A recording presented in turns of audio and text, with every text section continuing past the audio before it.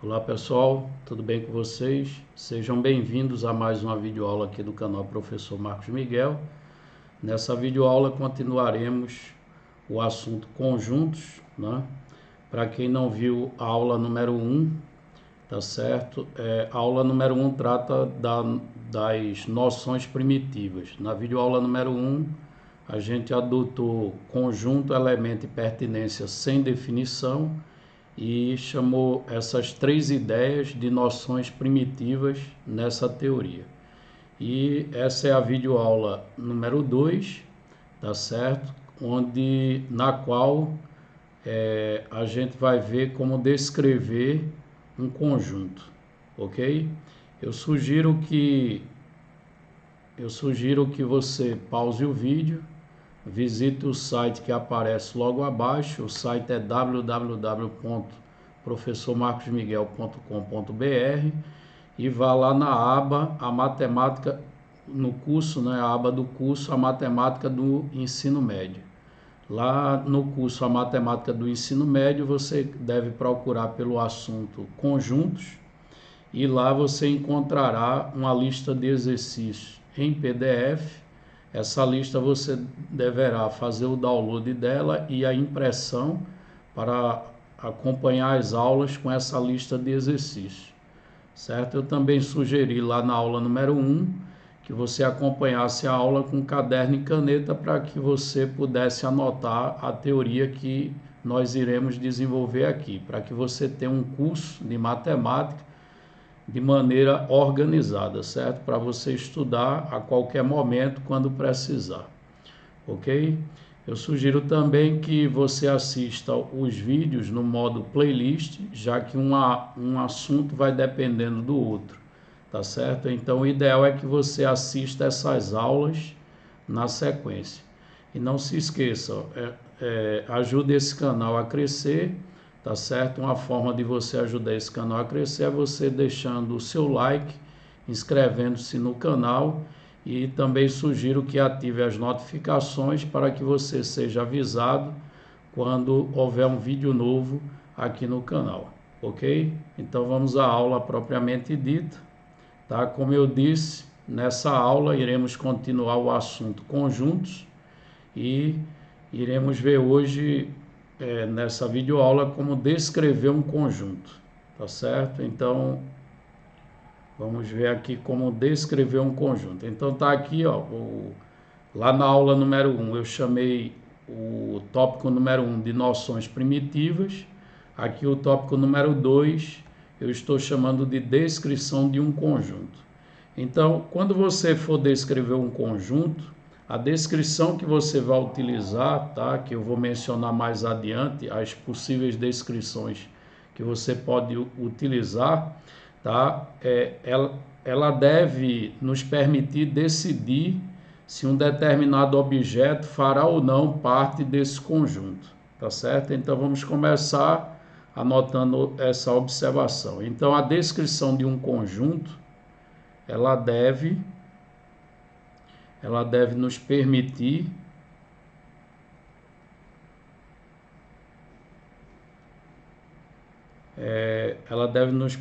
decidir se um determinado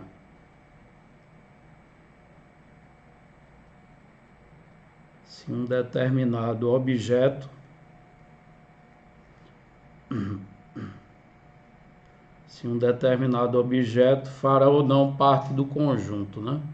Aí eu vou dizer da seguinte maneira: é ou não elemento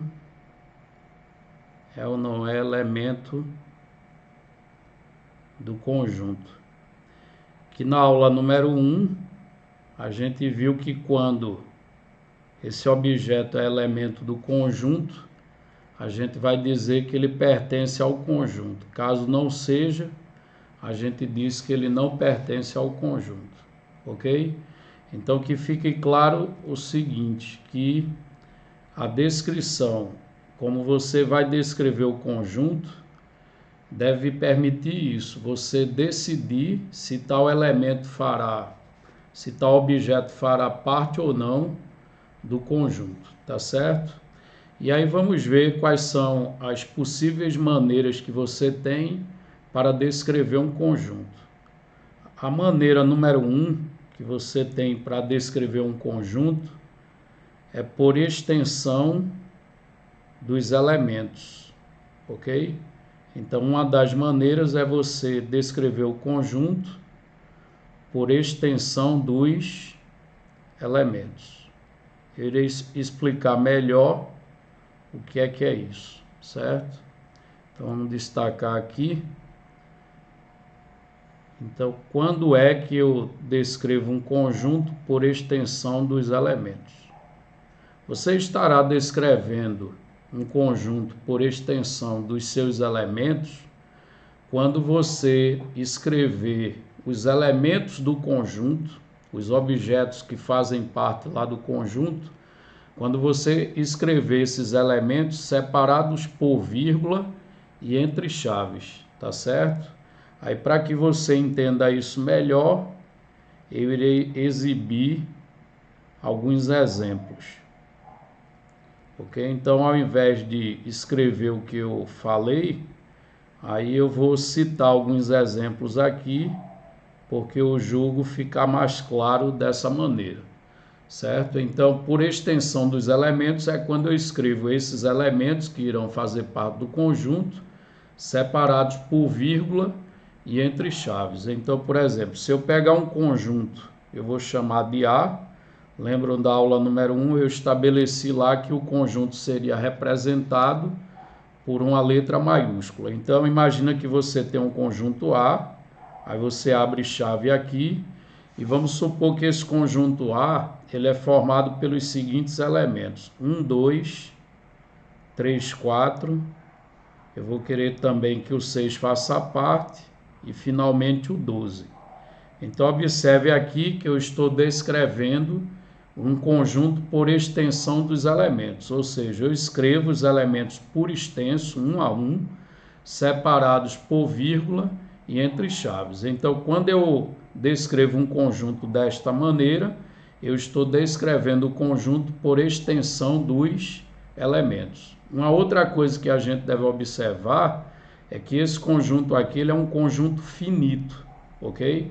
Porque você pode ter um conjunto finito com uma quantidade finita de elementos ou um conjunto com a quantidade infinita de elementos. Nesse caso, a gente tem aqui um conjunto finito. Mais adiante, tá certo? Quando a gente avançar bastante na teoria, a gente vai estudar melhor esses conjuntos finitos e conjuntos infinitos. Vamos citar aqui mais alguns exemplos. Imagina o exemplo B, que eu chame o conjunto de P maiúsculo, certo? E nesse conjunto eu vou querer que tenha os seguintes elementos. Eu vou começar aqui do lado esquerdo com a reticência. Aí essa reticência indica que ele continua para a esquerda, tá certo? E aqui eu vou colocar os seguintes elementos: menos 6, menos 4, menos 2, vou colocar o 0, o 2, o 4, o 6 e aqui vou colocar mais uma reticência. O que é que essa reticência indica? Ela indica que o conjunto, né, continua tanto para a direita quanto para a esquerda. Aí nesse caso aqui, a gente entende que esse conjunto ele tem uma infinidade de elementos, diferente do exemplo da letra A, que a quantidade de elementos do conjunto é finita, certo? Vamos continuar com nossos exemplos aqui. O terceiro conjunto eu vou representar por um I maiúsculo.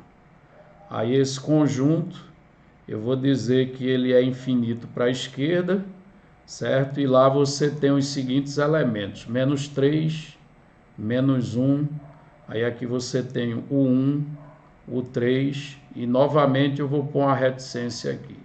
Então esse é um outro exemplo que possui infinitos elementos. Mas o nosso objetivo é só que fique claro o seguinte: como é descrever um conjunto por extensão dos seus elementos?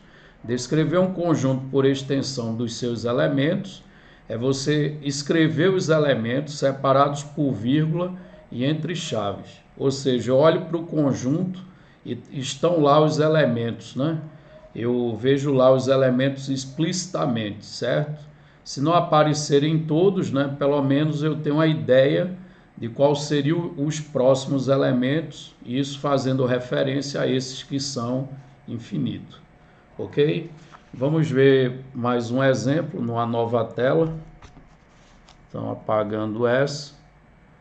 Aí mais um exemplo de, né, vamos supor que eu represente um conjunto por um P bem diferente, certo?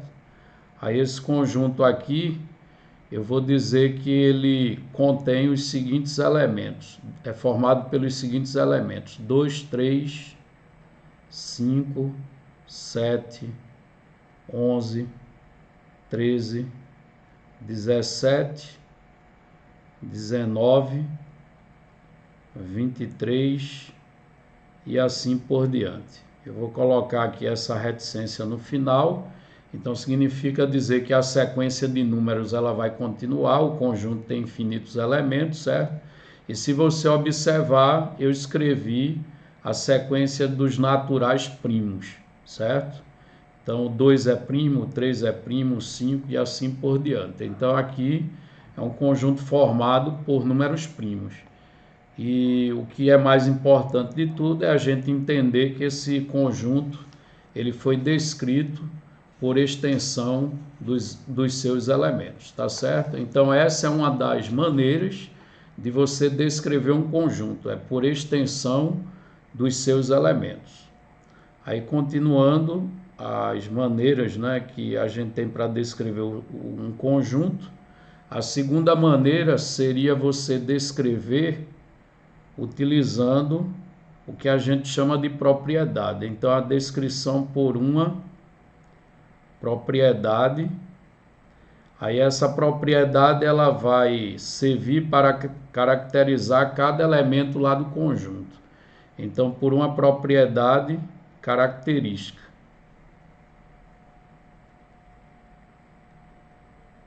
Agora que fique claro o seguinte, essa propriedade ela deve ser bem escolhida para não deixar nenhum elemento de fora do conjunto, certo? Como também não permitir a entrada de outros elementos, ok? Então, uma das formas é você descrever utilizando uma propriedade característica, isto é, uma propriedade que caracterize todos os elementos do conjunto.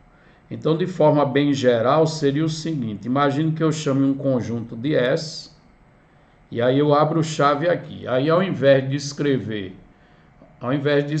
os elementos por extenso, né, separados por vírgula, a gente faz o seguinte: a gente chama os elementos de X e diz que eles são tais que, esse dois pontos aqui eu vou ler tal que, o tal que também pode ser uma barra vertical, ok? Ou então uma vírgula, ou um ponto e vírgula, tá? Desde que isso fique claro na teoria, que significa exatamente tal que, certo? O comum é utilizar uma barra vertical, tá? Mas aqui eu estou usando dois pontos. Então, o conjunto é formado por todo x tal que. Então, observe que eu comecei chamando os elementos de x.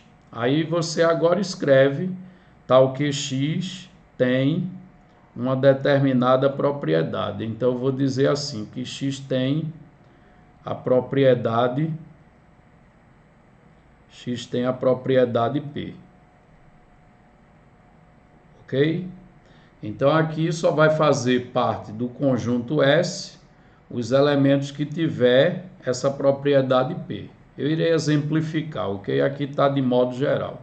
Ou então você poderá fazer o seguinte, chamando o mesmo conjunto de S, né, você pode dizer que esse X ele está sendo pego em um outro conjunto, geralmente denominado de conjunto universo, que mais adiante a gente vai ver o que é esse tal de conjunto universo. Mas aí suponha que eu diga aqui que eu estou pegando o meu X num determinado conjunto U, então X pertence a U, tal que X tem a propriedade P, ok? Então, isso é uma maneira de você descrever o conjunto. Aí, para que vocês entendam isso melhor, vamos exibir aqui alguns exemplos. E aí, para facilitar, eu irei utilizar como exemplos, né, os conjuntos que a gente viu no item 1, quando descreveu por extensão dos elementos. Então, o primeiro conjunto lá que eu apresentei foi o conjunto A formado pelos seguintes elementos: 1, 2, 3, tinha um 4, né? O 6 e o 12, ok? O conjunto A lá do item 1, o primeiro exemplo que eu escrevi, ele tinha esses elementos. E aí, se a gente for descrever esse conjunto que está descrito aqui, por extensão dos seus elementos, se a gente for descrever utilizando uma propriedade característica, como é que a gente deveria escrever? A gente chama os elementos de x, tal que x tem uma determinada propriedade. Aí, se você observar, todo mundo que aparece aqui, todos esses números, são divisores positivos do 12, ok? Então, x tal que x é divisor, x tal que x é divisor positivo de 12. Essa é a propriedade que caracteriza todos esses elementos, ok? Aí vejam que todos os divisores de 12, de fato, são esses, ok? Os positivos, né? Porque você tem divisor negativo. Observe que se eu não tivesse escrito a palavra positivo aqui, eu deixaria a margem para entrar outros elementos, que são os divisores negativos. Aí, nesse caso, eu tive que ser bem restrito aqui na propriedade, dizendo que o divisor tinha que ser o quê? Positivo. Então, ficou claro, pessoal? Aqui, o primeiro caso está descrito por extensão dos elementos, e na linha de baixo, o mesmo conjunto, ele está descrito, tá certo? Por uma propriedade, o quê? Característica. Vamos continuar aqui com nossos exemplos. O exemplo B, vamos pegar o conjunto que no item 1 eu chamei de P, certo? Aí o conjunto P, ele tinha quais elementos lá? Tinha o menos 6, o menos 4, o menos 2, o 0, o 2, o 4, o 6 e assim por diante, certo? Ele está descrito por extensão dos seus elementos, e o objetivo nosso aqui é descrevê-lo por uma propriedade característica.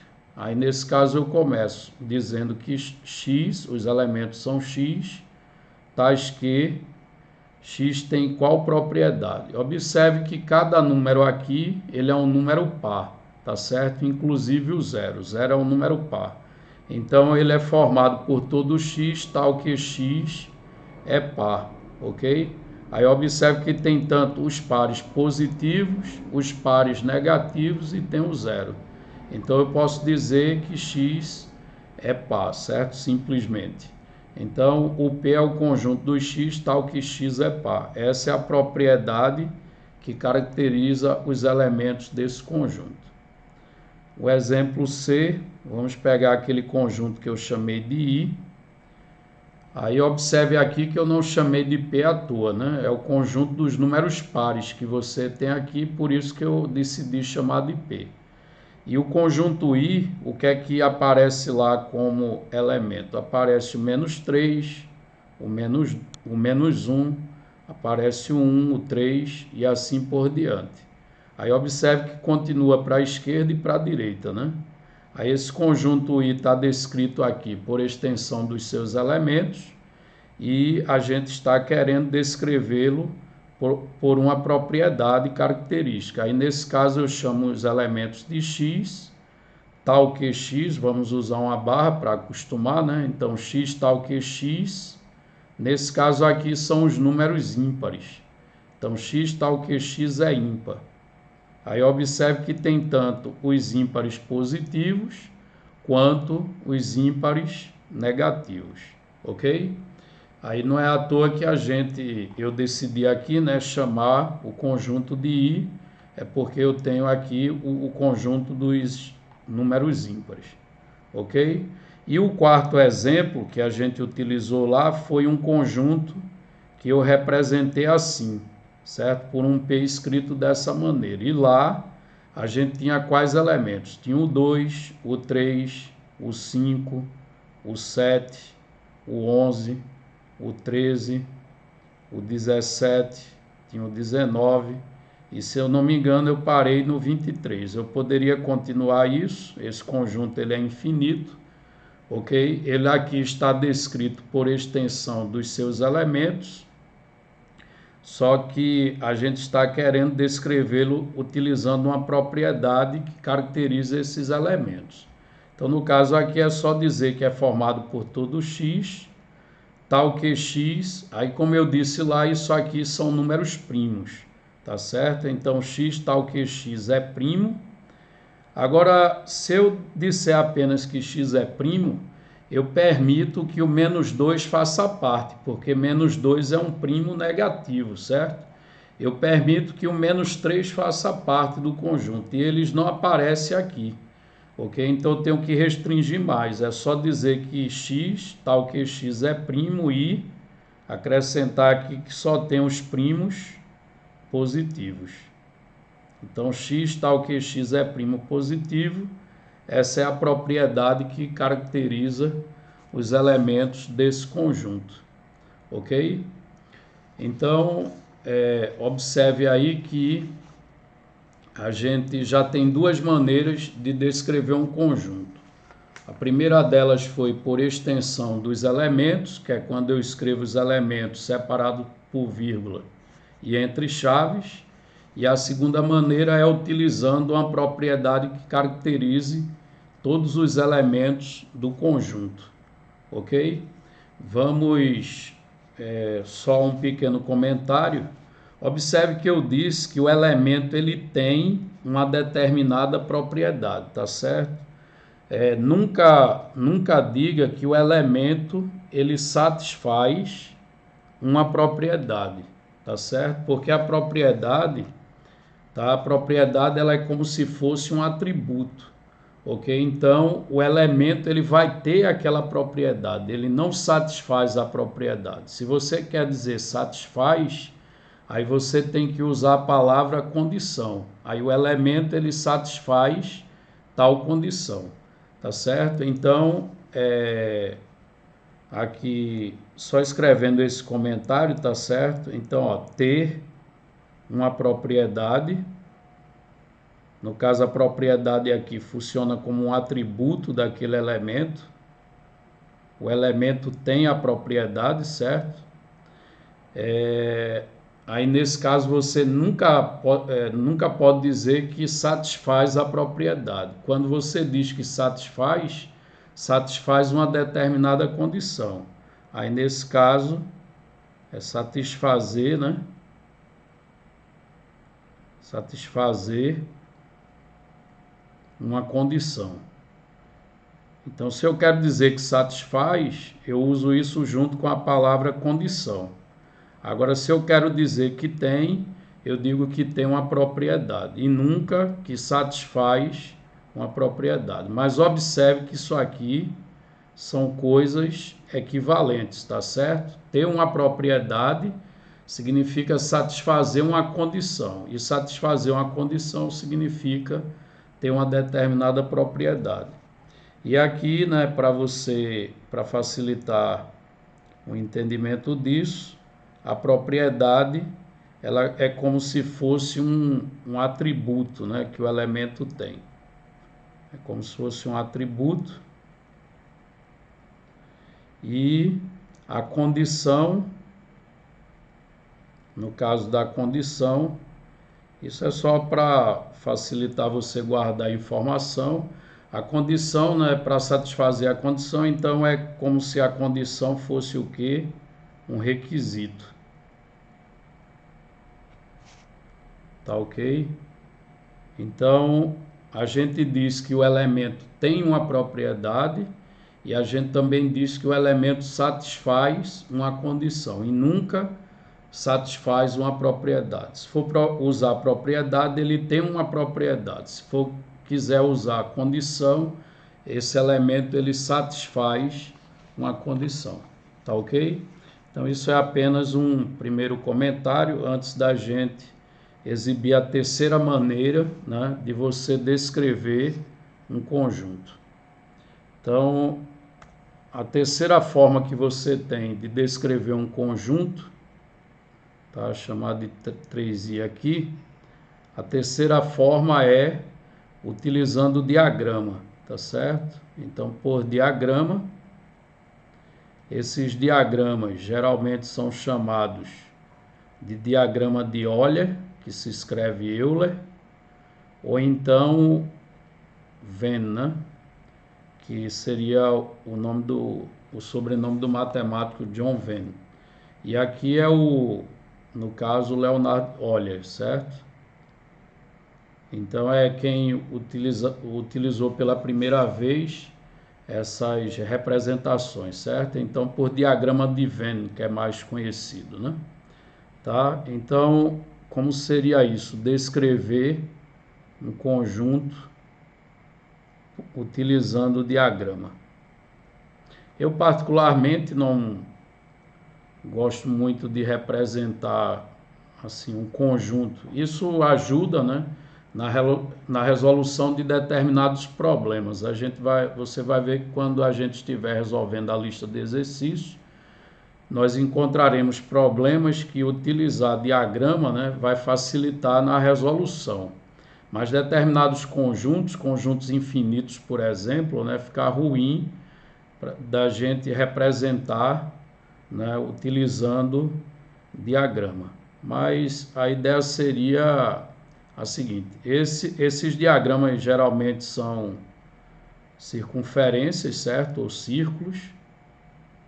Tá? E aqui, por exemplo, eu estou representando dois conjuntos. Aí vamos denominar um de A e o outro de B, tá certo? Então aqui eu estou utilizando diagrama para representar o conjunto A e diagrama para representar o conjunto B. Em particular, essa parte aqui que eles têm em comum, né, são os elementos que pertencem a e a B simultaneamente, tá certo? Então, por exemplo, a gente poderia utilizar um exemplo aqui. Imagine que eu quisesse representar um conjunto utilizando diagramas que tivesse os números naturais de 1 a 5. Né? Então, eu colocaria aqui os números aqui dentro, 1, 2, 3, o 4 e o 5, tá? Mas, por exemplo, se eu quisesse representar o conjunto dos números naturais, né, usando diagrama, né, ficaria estranho, tá certo? Por se tratar de um conjunto infinito, o conjunto dos números naturais. Então essa é a terceira e eu diria a última forma, né, da gente descrever um conjunto. Então a gente aprendeu nessa videoaula número 2 que para descrever um conjunto a gente tem basicamente três maneiras. A gente pode descrever por extensão dos elementos, que é quando a gente escreve os elementos separados por vírgula e entre chaves, utilizando uma propriedade característica, e agora a gente viu que pode representar também por diagrama. Ok, pessoal? Então, chegamos agora aqui ao final da aula número 2 de conjuntos, certo? Se você gostou, deixe o seu like, inscreva-se no canal e até a aula de número 3.